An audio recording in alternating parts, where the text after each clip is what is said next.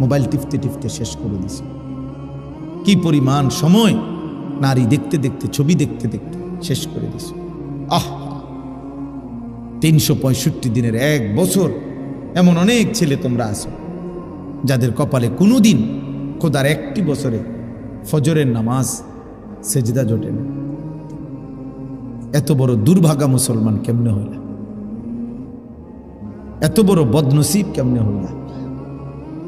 1টি বছরে কোনোদিন জানো না ফজরের ওয়াক্ত হয় কখন? মুসলমান এত মন্দ কপাল হয় কেন?